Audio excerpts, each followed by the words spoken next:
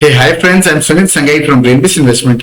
और आज हम एनालाइज करेंगे 10 कंपनीज को। तो काफी सारे इन्वेस्टर्स जो अपने पोर्टफोलियो को नेगेटिव में भी देख के अनकंफर्टेबल हो रहे होंगे और बहुत ज्यादा नोशनल लेवल पे भी आपके प्रॉफिट्स जो है डिप्लीट हो गए हैं। तो इस तरीके के सिचुएशन में थोड़ा सा नर्वसनेस आ जाता है। तो यहाँ पे हम थोड़े से जो स्टॉक्स में करेक्शन हुई है उनको एनालाइज करेंगे, उनकी फाइनेंशियल नंबर्स किस तरीके के हैं और रिसेंट दिसंबर क्वार्टर के परफॉर्मेंस किस तरीके के रहे हैं, क्या हमें होल्ड करना चाहिए या सेल ऑफ कर देना चाहिए। ये पूरा का पूरा रिव्यू करेंगे हम पोर्टफोलियो पे। बेसिकली हम 10 स्टॉक्स का रिव्यू करेंगे और ये जो 10 स्टॉक्स है इसके अगर आप देख के अगर आपको इंटरेस्टिंग लगे, आपको थोड़ा सा रिलीफ फील हो या आपको लगता है कि इस तरह की एनालिसिस कोई पर्टिकुलर स्टॉक इस तरीके से आप एनालाइज करवाना चाहते हो जहां पे आपको लग रहा है कि करेक्शन हुआ है, तो क्या आपको होल्ड करना चाहिए सेल, तो आप कमेंट सेक्शन में जरूर बताइएगा। और अगले कुछ दिनों में मैं उनके भी वीडियोस लेके आऊंगा जहां पे उन स्टॉक्स का भी डिस्कशन करेंगे और देखेंगे कि क्या आपको उनको होल्ड करना चाहिए या सेल ऑफ कर देना चाहिए। तो हमें यूजुअली जो है स्टॉक्स को एक फंडामेंटली जो है फाइनेंशियल नंबर्स के पर्सपेक्टिव से देखना चाहिए, क्या वहां पे किस तरह के नंबर्स बन रहे हैं और वहां पे नंबर अगर सब कुछ सही है तो आपको प्राइस फॉल करने पे आपको इसे एक अपॉर्चुनिटी की तरह देखना चाहिए, रादर आप पैनिक नहीं होना चाहिए। तो ये पूरी चीज को हम आज स्टडी करेंगे।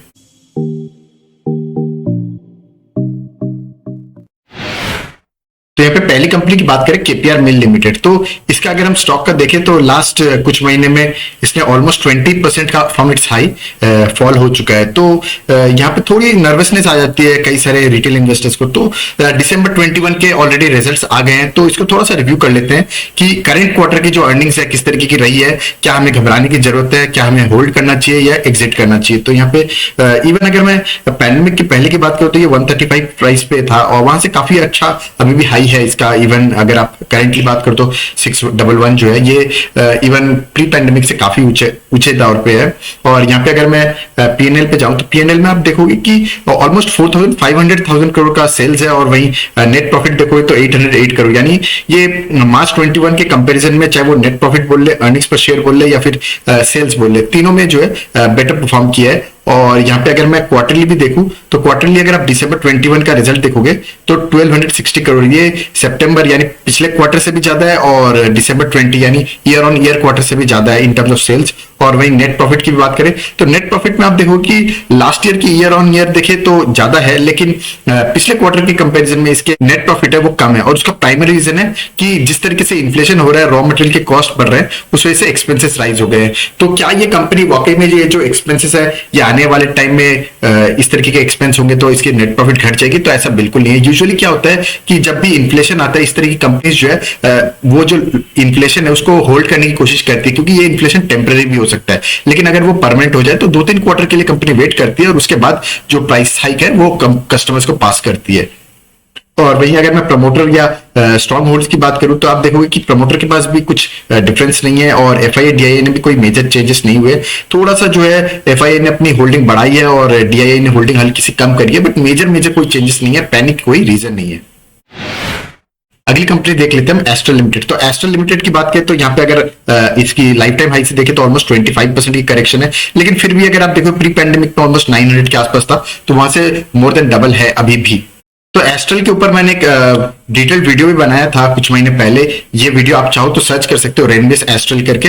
कोई भी टॉपिक अगर आप सर्च करना चाहते हो पहले रेनबिस लगा के आप टॉपिक सर्च करोगे तो आपको वो टॉपिक मिल जाएगा। 5 महीने पहले मैंने इसका वीडियो बनाया था जहां पे बेसिकली मैंने इसकी पूरी बिजनेस एनालिसिस की थी, लेकिन मैंने तब भी कहा था कि हमें 200-डे मूविंग एवरेज के नीचे और आरएसआई लेस देन 30 पे हमेशा स्टॉक को बाई करना चाहिए। और यहाँ पे अगर चार्ट पे भी आप देखोगे तो 5 महीने पहले वैसी अपॉर्चुनिटी थी नहीं, बट आप देखो करंटली जो है लास्ट ऑलमोस्ट 1 मंथ से अमेजिंग अपॉर्चुनिटी है। 20-डे मूविंग एवरेज के नीचे भी है शेयर और इस तरह की अपॉर्चुनिटी हमें पैंडेमिक के दौर पे भी मिला था। तो इस तरह की अपॉर्चुनिटीज जब भी मिले हमें उस टाइम पे इन्वेस्ट करना चाहिए, क्योंकि जब भी स्टॉक के एनालिसिस करते हैं उस टाइम पे बिजनेस अच्छा लग रहा होता है, बट उसका मतलब ये नहीं कि हम इमीडिएटली जाके बाई कर लें। हमें एक्चुअली 200-डे मूविंग एवरेज और आरएसआई लेस देन 30 का वेट करना चाहिए। मोर इंपॉर्टेंट इज 200-डे मूविंग एवरेज। आरएसआई जो है आपको थोड़ा सा शॉर्ट टर्म में बता देता है चीजें, बट थोड़ा सा मीडियम टर्म हम देखें तो हमें 200-डे मूविंग एवरेज को कंसीडर करना चाहिए। और यहीं पे अगर मैं सेल्स की बात करूं तो सेल्स जो है बड़ी है कंपेयर टू मार्च 21, और वहीं अगर मैं नेट प्रॉफिट की बात करूं तो नेट प्रॉफिट भी बढ़ा है और ईपीएस भी बढ़ा है, तो चीजें अच्छी लग रही है। वहीं अगर मैं क्वार्टरली भी देखूं तो 1100 जो है ये दिसंबर 20 यानी ईयर ऑन ईयर भी बढ़ा है सेल्स, और वहीं अगर मैं नेट प्रॉफिट और ईपीएस की बात करूं तो ये बढ़ा है कंपेयर टू दिसंबर 20। बट अगर आप सितंबर 21 यानी पिछले क्वार्टर के हिसाब से देखो तो थोड़ा सा सेल्स जो है घटा है और वहीं जो है नेट प्रॉफिट और ईपीएस भी घटा है। बट आपको समझना पड़ेगा कि ये बहुत मेजर चेंजेस नहीं है। इस तरीके की फॉल के पीछे जो है क्या इसमें एबनॉर्मली बिजनेस में सेल्स गिर गई है या नेट प्रॉफिट गिर गया है, तो ऐसा बिल्कुल नहीं है। ये थोड़ा सा मार्केट में जो करेक्शन है, जो ब्रॉडर मार्केट में करेक्शन, उसकी वजह से ये फॉल आया है। कंपनी में मेजर कुछ ऐसा प्रॉब्लम नहीं है, और इसी को हम थोड़ा सा शेयर होल्डिंग में भी देख लेंगे तो कंफर्म हो जाता है। देखो शेयर होल्डिंग में आप देखोगे तो प्रमोटर की होल्डिंग भी चेंज नहीं हुई है, और एफआईआई डीआई में थोड़ी सी एक्सचेंज हुई है। आप देखो कि जहां एफआईआई ने थोड़ी सी होल्डिंग कम करी है, वही डीआई ने होल्डिंग बढ़ाई है। तो मेजर एज सच कुछ पैनिक की चीजें है नहीं।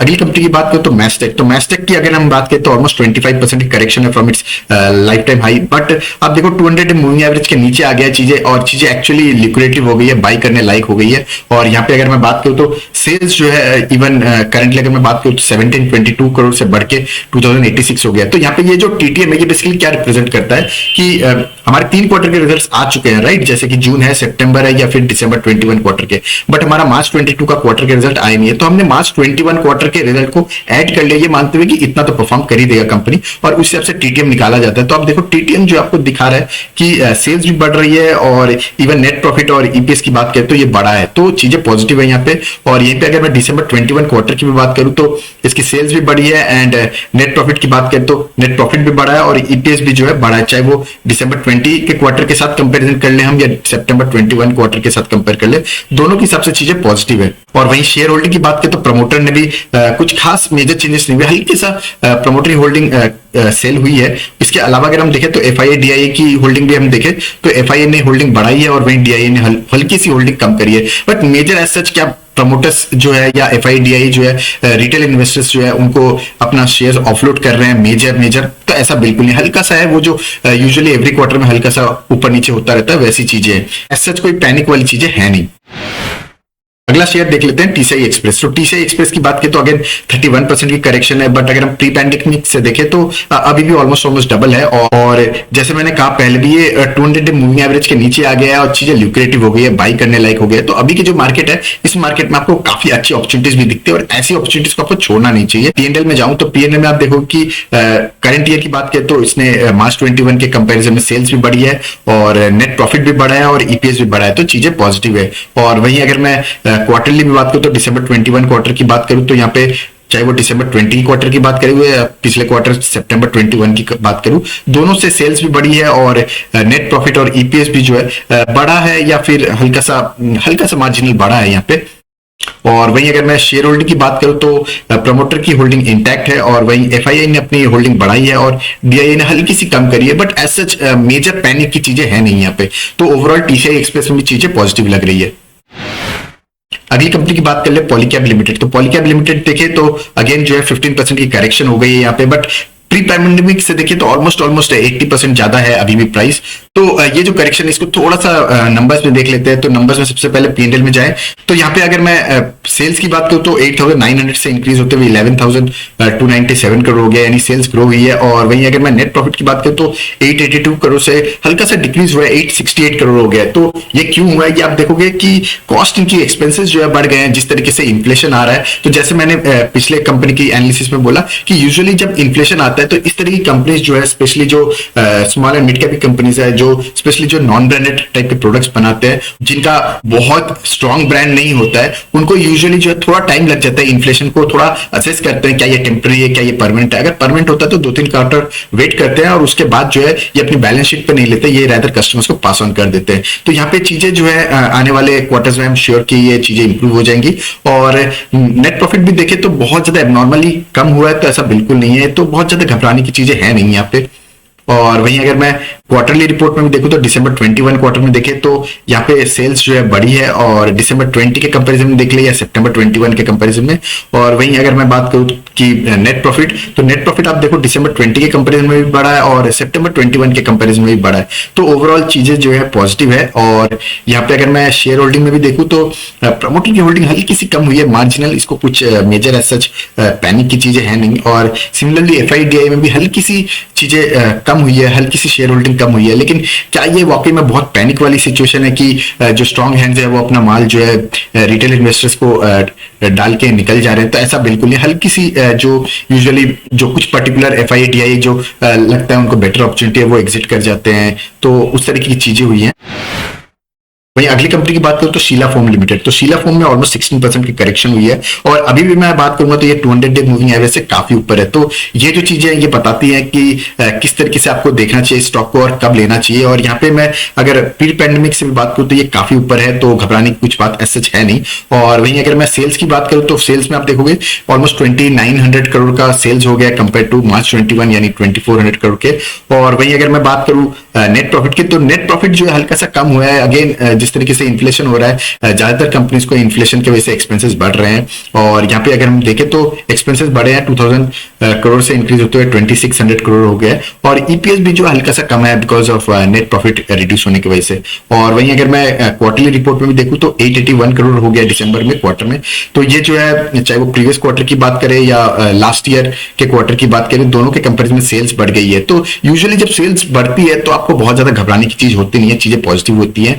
और क्योंकि इन्फ्लेशन आ रहा है तो आप देखो अगेन इसके जो है एक्सपेंसेस काफी बढ़ गए हैं, और इसी वजह से जो है इसके नेट प्रॉफिट कम हुए हैं। और इस चीज को जैसे मैंने कहा कि इस तरीके की चीजों को 1-2 क्वार्टर हमें वेट करना चाहिए, क्योंकि इस तरीके के जो एक्सपेंसेस राइज होते हैं इन्फ्लेशन की वजह से वो कस्टमर्स को पास ऑन होता है, बट इमीडिएटली नहीं होता है, वो 2-3 क्वार्टर लग जाते हैं कंपनीज को। और वहीं अगर मैं शेयर होल्डिंग की बात करूं तो प्रमोटर की होल्डिंग इंटैक्ट है, और वहीं एफआईडीआई दोनों ने अपनी होल्डिंग हल्की सी बढ़ाई है। मेजर एज सच बहुत ज्यादा बढ़ाई है तो ऐसा बिल्कुल नहीं है। और शेयर होल्डिंग में एक अमेजिंग चीज है कि पब्लिक के पास मात्र 1.18% है, यानी ऑलमोस्ट 99% जो है स्ट्रॉन्ग हैंड्स में है। अगली कंपनी की बात करूं तो रेडिको खैतान, तो रेडिको खैतान के ऊपर भी मैंने एक डिटेल्ड फंडामेंटल एनालिसिस किया था। और कई लोग जो है जब भी मैं फंडामेंटल एनालिसिस करता हूं कोई कंपनी का तो बोलते हैं क्या हमें इमीडिएटली बाई करना चाहिए, तो बाई बिल्कुल नहीं। यूजुअली हमें 200 डे मूविंग एवरेज के नीचे बाई करना चाहिए। तो अभी करंटली अगर मैं बात करूं तो अमेजिंग अपॉर्चुनिटी है। और यहाँ पे काफी लोगों ने उस टाइम पे मुझे ये भी कमेंट किया था कि वो नर्वस है, करेक्शन हुई है, तो ऑलमोस्ट -30% का करेक्शन है। तो चीजें हम देख लेते हैं फाइनेंशियल्स में भी क्या ये वाकई में नर्वस होने की सिचुएशन है। बट प्री पैंडेमिक से देखें तो मोर देन डबल अभी भी है। और यहाँ पे अगर मैं सेल्स की बात करूं तो सेल्स बढ़ गई है 2300 करोड़ से इंक्रीज होते हुए 2700 करोड़ हो गया। और वहीं अगर मैं नेट प्रॉफिट की बात करूं तो नेट प्रॉफिट भी जो है हल्का सा बढ़ा है, बहुत ज्यादा नहीं, 271 करोड़ से इंक्रीज होकर 279 करोड़ हो गया। और ईपीएस भी जो है इंक्रीज हो गया है। बट यहाँ पे अगर आप देखोगे तो एक्सपेंसेस कंपेयर टू सेल्स जो है काफी ज्यादा राइज किया है, 2348 करोड़ हो गया। तो ये जो एक्सपेंसेस है ये this primarily due to inflation, और रॉ मटेरियल के कॉस्ट बहुत ज्यादा इंक्रीज हो रहे हैं। वही चीज जो है ये अपनी बैलेंस शीट में भी दिख रही है यहाँ पे। और यहाँ पे अगर मैं क्वार्टरली रिपोर्ट भी देखूं तो चाहे वो दिसंबर 21 क्वार्टर की बात करें तो सेल्स जो है ग्रो हुई है compare to September 21 quarter and December 20 quarter both. तो कंपेयर टू सितंबर 21 जो है नेट प्रॉफिट बढ़ा है। लेकिन अगर आप लास्ट ईयर के दिसंबर 20 के कंपेरिजन में देखोगे तो ये जो क्वार्टरली नेट प्रॉफिट है ये घटा है। बट बहुत ज्यादा डिफरेंस है क्या, अगर हम देखें तो 81 करोड़ है, तो क्या करेंटली 40 करोड़ या 30 करोड़ नेट प्रॉफिट है? ऐसा बिल्कुल नहीं है, थोड़ा सा मार्जिनली इंपैक्ट हुआ है, that is primarily due to inflation. और वहीं अगर मैं शेयर होल्डिंग की बात करूं तो शेयर होल्डिंग में आप देखोगे प्रमोटर की होल्डिंग इंटैक्ट है, एफआई ने हल्की सी होल्डिंग बढ़ाई है और मार्जिनली जो है डीआई ने होल्डिंग कमाई है। लेकिन अगर आप ओवरऑल देखो तो रिटेल होल्डर्स के पास बहुत ज्यादा शेयर्स में चेंजेस है नहीं, 21% से इंक्रीज होकर डिक्रीज होते हुए 20.64 हुआ है, तो बहुत ज्यादा मेजर चीजें हुई नहीं है। तो यहाँ पे चीजें सब कुछ क्लियर है, सेट है, और घबराने की कोई बात है नहीं। और वहीं अगली कंपनी की बात करूं तो एपीएल अपोलो ट्यूब्स, तो एपीएल अपोलो के ऊपर भी मैंने एक डिटेल्ड फंडामेंटल एनालिसिस किया था, आप सर्च कर सकते हो रेनबी स्पेस एपीएल अपोलो ट्यूब्स करके, आपको वीडियो मिल जाएगा। और यहाँ पे अगर हम देखें तो जिस टाइम पे मैंने वीडियो बनाया था तब जो है शेयर जो है काफी ज्यादा प्राइस पे था, और उस टाइम पे मैंने कहा था कि आपको 200 मूविंग एवरेज के नीचे बाई करना चाहिए, और ये जो है समय बिल्कुल एप्ट है, अभी के टाइम पे आप बाई कर सकते हो। लेकिन उस वीडियो में भी काफी लोगों ने मुझे कमेंट किया था कि वो नर्वस है ड्यू टू द करेक्शन। तो आप देखोगे करेक्शन जो है हो रहा था और अभी भी हो रहा है, तो ऑलमोस्ट 25% की करेक्शन करेक्शन हो गई है, लेकिन थोड़ा सा नंबर्स में देख लेते हैं इसी चीज को। तो नंबर्स में आप देखो तो क्या ये सेल्स घटी है? तो ऐसा बिल्कुल नहीं है। 8,500 करोड़ से इंक्रीज होते हुए 11,500 करोड़ के आसपास आ गया है सेल्स। और वही नेट प्रॉफिट की बात करें तो 360 करोड़ से इंक्रीज होते हुए 514 करोड़, और ईपीएस भी 14.4 से इंक्रीज होते हुए 20.5 हो गया है। और वहीं क्वार्टरली अगर हम देखें तो 3,000 करोड़ से इंक्रीज होते हुए 3,230 करोड़ हो गया सेल्स जो है। और वहीं दिसंबर 20 के कंपैरिजन में देखें तो ये इंक्रीज हुआ है। और वहीं नेट प्रॉफिट की बात करें तो 132 करोड़ से हल्का सा डिक्रीज हुआ है, 116 करोड़ हुआ है। और इवन कंपेयर टू सितंबर 21 जो है ये थोड़ा सा डिक्रीज हुआ है। तो ये जो नेट प्रॉफिट है ये थोड़ा सा डिक्रीज हुआ है कंपेयर टू सितंबर 21 के कंपेरिजन में देख ले या फिर दिसंबर 20 के कंपेरिजन में देख ले, चाहे वो ईयर ऑन ईयर हो या क्वार्टरली हो। तो दोनों केस में ये डिक्रीज हुआ है। That primarily the culprit is the expenses, जैसे मैंने कहा। तो ज्यादातर कंपनीज में ये एक्सपेंसेस बढ़ रहा है, ये क्लियर दिखता भी है। तो दिखता है कि ओवरऑल जो है चीजें कोई पर्टिकुलर इंडिविजुअल कंपनी के ऊपर नहीं है, ये बेसिकली इन जनरल जो है मार्केट में सिचुएशन ऐसी हो रही है। और वही चीजें जो है बहुत ज्यादा घबराने लायक है नहीं, क्योंकि आप देखो सेल्स जो है इंटैक्ट है, सेल्स जो है इंक्रीज हो रही है, तो ये चीजें पॉजिटिव है। और वहीं अगर मैं इन्वेस्टर्स की बात करूं तो शेयर होल्डिंग में हल्का सा शेयर होल्डिंग में प्रमोटर ने अपनी होल्डिंग कमाई है, बट यहाँ पे अगर आप देखोगे कि एफआईआई ने भी होल्डिंग हल्की सी कमाई है, बट डीआईआई ने होल्डिंग एब्जॉर्व कर ली। तो चीजें बहुत ज्यादा पैनिक होने लायक है नहीं। यहाँ पे एपीएल टूब्स भी जो है पॉजिटिव लग रहा है।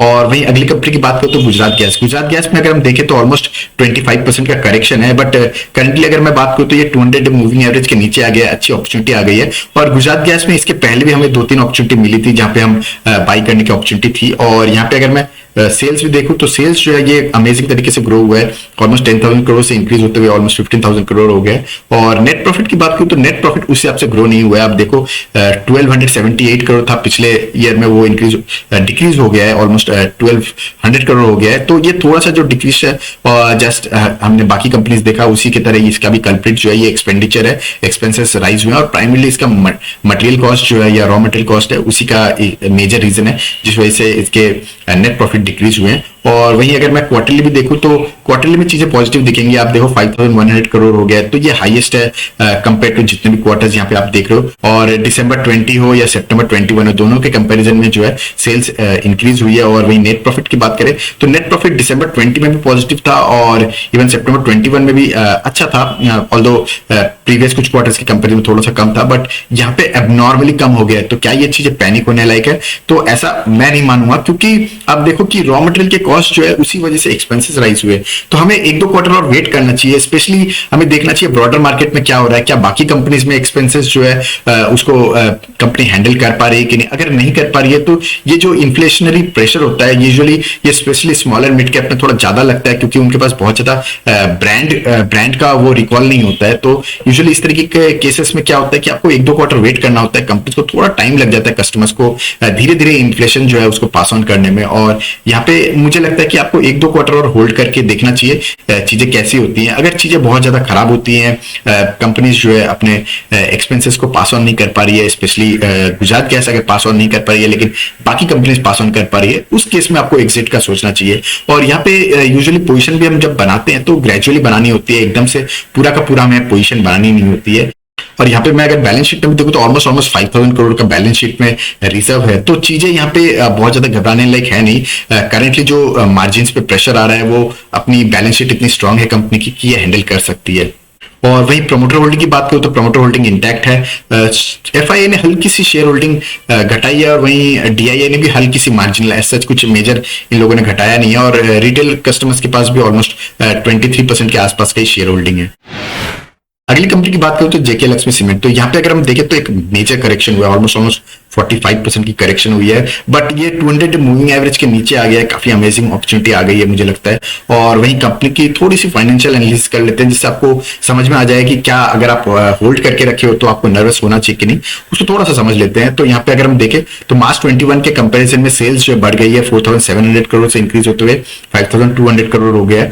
और वहीं अगर मैं नेट प्रॉफिट की बात करूं तो 405 करोड़ से इंक्रीज होते हुए 433 करोड़ हो गया है। तो जैसे मैंने पहले भी कई अपने वीडियोस में कहा है कि जब भी शेयर प्राइसेस में करेक्शन हो तो उसको देख के घबराना नहीं चाहिए। आपको actually PNL, balance sheet, quarterly reports, इन चीजों को देखना चाहिए। क्या वहां पे क्या सीन दिख रहा है, क्या वहां पे चीजें नेगेटिव आ रही है? तो ऐसा बिल्कुल नहीं आ रहा है। आप देखो ईपीएस भी जो है इंक्रीज हुआ है। तो ऑलरेडी सब कंपनीज में हम देख रहे हैं कि इन्फ्लेशन का प्रेशर आ रहा है, उसके बावजूद जो है एटलीस्ट नेट प्रॉफिट जो है कंपनी इंक्रीज कर पाई है। तो ये जो चीजें हैं वो पॉजिटिव लग रही है। और वहीं मैं अगर क्वार्टरली में भी दिखाऊं तो 1260 करोड़ से कंपैरिजन में 1286 करोड़ यानी सेल्स बढ़ा है, और सितंबर 21 के कंपैरिजन में भी सेल्स जो है बढ़ा है। नेट प्रॉफिट की बात करें तो नेट प्रॉफिट जो है ये थोड़ा सा नेगेटिव है। प्राइमरली यही रीजन है जिस वजह से रिसेंट क्वार्टर में इतनी करेक्शन आई है। 114 करोड़ था पिछले ईयर के दिसंबर क्वार्टर में, और सितंबर 21 के क्वार्टर में भी हम देखें तो 84 करोड़ था, वहां से डिक्रीज होते हुए ऑलमोस्ट 64 करोड़ हो गया है। तो जैसे मैंने बाकी कंपनी में भी देखा कि इन्फ्लेशन जो है ये थोड़ा सा इस पे प्रेशर बना के रखा हुआ है, और ये जितनी भी कंपनी है सब कंपनीज पे ये प्रेशर बना हुआ है। तो यहाँ पे चीजें जो है ओवरऑल पॉजिटिव है, just that at economy level जो है चीजें थोड़ी इन्फ्लेशन वाली सिनेरियो रह गए हैं, और ऐसे सिनेरियो में यूजुअली कंपनीज के ऊपर थोड़ा सा प्रेशर होता है शॉर्ट टर्म में। तो ये जो शॉर्ट टर्म प्रेशर है इसी को थोड़ा सा असेस करना होता है। एवरी क्वार्टर हम असेस करेंगे। तो करंटली अगर हम देखें तो बहुत ज्यादा पैनिक की चीजें है नहीं। और यहाँ पे अगर मैं इन्वेस्टर्स की भी बात करूं तो इन्वेस्टर्स में प्रमोटर की होल्डिंग जो है इंटैक्ट है। एफआईआई ने हल्की सी होल्डिंग बढ़ाई है 12.97, बहुत ज्यादा मेजर बढ़ाई है ऐसा कुछ नहीं है। और वहीं शेयर होल्डिंग में देखें तो डीआई ने हल्की सी होल्डिंग कम करी है। तो ये हल्का सा एक्सचेंज चलता रहता है एफआईआई डीआई के बीच में। और रिटेल कस्टमर्स की बात करें तो ऑलमोस्ट इंटैक्ट ही है, हल्का सा रिटेल कस्टमर्स के बीच में होल्डिंग बढ़ी है। और एक इंपॉर्टेंट अपडेट की हमने इस वीक से गिव अवे भी स्टार्ट कर दिया है। तो अगर आप को कोई पर्टिकुलर सजेशन है या कोई भी इंटरेस्टिंग कमेंट है तो कमेंट सेक्शन में जरूर बताइएगा। अगर आपको आज का वीडियो इंटरेस्टिंग लगा है तो अपने उन दोस्तों के साथ चैनल के बारे में जरूर शेयर कीजिएगा जो स्टॉक मार्केट में या इन्वेस्टिंग की दुनिया में इंटरेस्ट रखते हैं। That's all for today, thank you. तो यहाँ पे मैं एक डिस्क्लेमर दे दूं तो ये कोई बाई और सेल की रिकमेंडेशन नहीं है, ये लर्निंग पर्पज से वीडियो बनाया गया है ताकि आप ये सीख सको किस तरीके से एनालिसिस करना चाहिए और किस तरीके से हमें अपनी इन्वेस्टमेंट्स को देखना चाहिए। और stock market related important information जानने के लिए हमारे टेलीग्राम चैनल है रेनबिस इन्वेस्टमेंट, जिसको आप सर्च करके ज्वाइन कर सकते हो। That's all for today, thank you.